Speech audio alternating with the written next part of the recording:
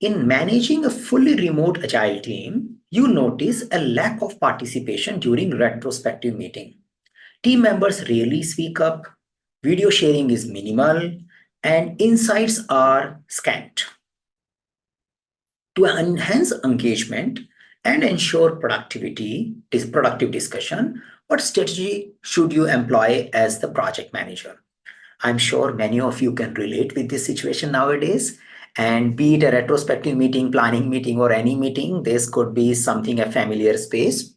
Now, the context is given for a retrospective meeting, but as a project manager for taking a PMP exam, I need to understand it is more about how do I engage people when they are working remotely. And from a PMP exam perspective, remote working is something normal. I don't have to consider it as an exception. So I need to develop skills as a project manager to take care of such kind of situations. So hopefully option will give us some idea, some better facilitation skills so that we can take care of such kind of problems. Let's see options one by one. Option A, mandate video sharing for all participants to create a more engaging and personal meeting environment. I can do that. That's a possible answer.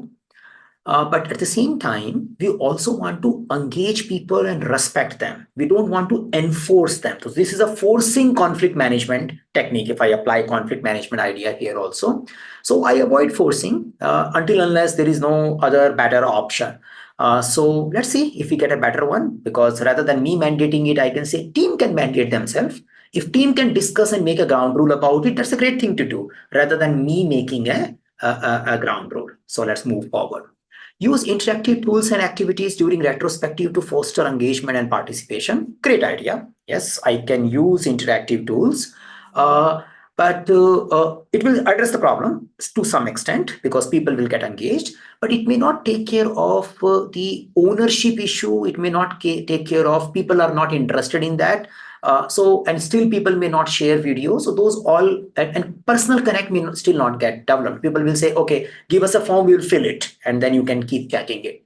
So though it's a candidate option, I will say if I don't get a better than this, I will go with this because it is at least addressing the increasing some amount of interactivity in my retrospective meeting. So I flag it as a possible answer.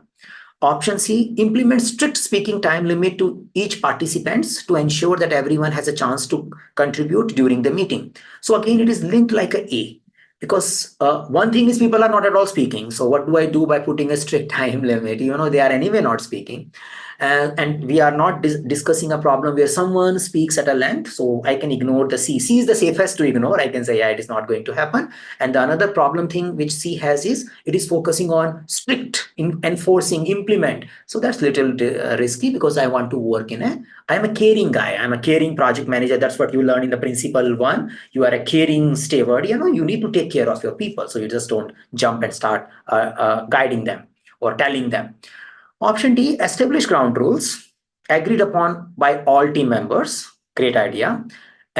Include expectations for participation. That's good. Yeah. So now, after seeing include expectation for participation, take care makes it better than B because it is just not about the tool. It is also about setting the right expectation from participation. And norms for video sharing. So include expectation for participation and norms for video sharing to foster a more inclusive atmosphere. I am done. Yeah, so I like this option.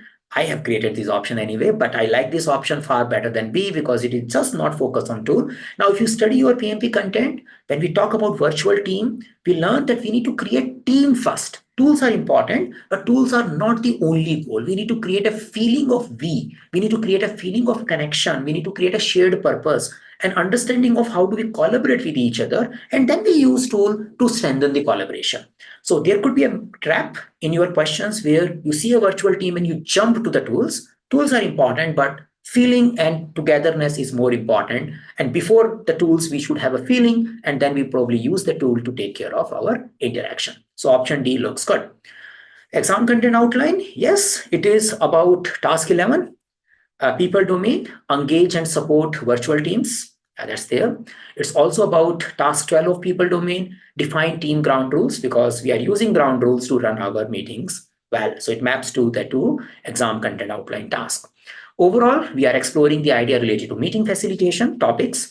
It's focusing on working with virtual and remote teams, and it is still focusing on developing teams because we need to create a team which can deliver.